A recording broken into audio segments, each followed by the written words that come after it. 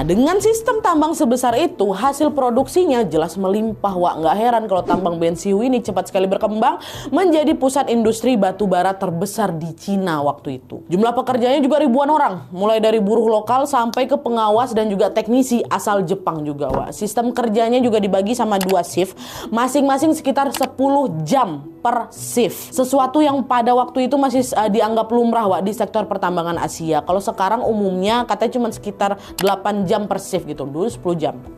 Tapi ironisnya meskipun sebesar itu, Wak, ya, standar keselamatan kerja di Bensihu ini sangat rendah. Para pekerja itu cuma dibekali kaos tipis saja, tanpa helm tambang, tanpa masker, dan tanpa sarung tangan. Alas kaki mereka juga seadanya, Wah, cuma sepatu sederhana yang mudah rusak tuh. Penerangan di dalam tambang juga minim, cuma pakai lampu minyak atau lampu karbit tuh yang rawan meledak kalau misalnya kena gas tambang. Dan lebih parahnya lagi, tidak ada sistem penyelamatan darurat yang layak. Jadi nggak heran kalau kecelakaan kerja itu ya sering terjadi di tambang itu, mulai dari luka gores, tertimpa batu, patah tulang, sampai ke keracunan gas tambang. Melihat kondisi itu bukannya memperbaiki sistem keselamatan, Wak, pihak Jepang malah makin menekan para pekerja. Mereka disuruh meningkatkan hasil produksi demi bisa mendapatkan keuntungan yang sebesar-besarnya. Sambil menekan biaya operasional dan juga tenaga kerja serendah mungkin, Wak, sedikit demi sedikit dominasi Jepang di sana pun makin kuat lagi, sampai akhirnya menggeser peran para investor Cina yang ada di situ.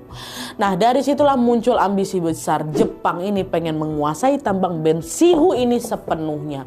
Jadi jam kerja ditambah sama mereka, gaji dipangkas. Sementara hasil tambangnya apa? Dikirim terus ke Jepang. Perlahan-lahan Bensihu ini bukan lagi sekedar tempat penambangan, Wak, tapi berubah menjadi simbol eksploitasi kejam Jepang terhadap para pekerja Cina. Dan pada akhirnya semua itu bermuara pada sebuah tragedi besar yang merenggut ribuan nyawa, Wak. Tragedi yang kelam sekali dalam sejarah pertambangan dunia terjadi di tambang Bensihu ini. Masuk ke tragedi ya.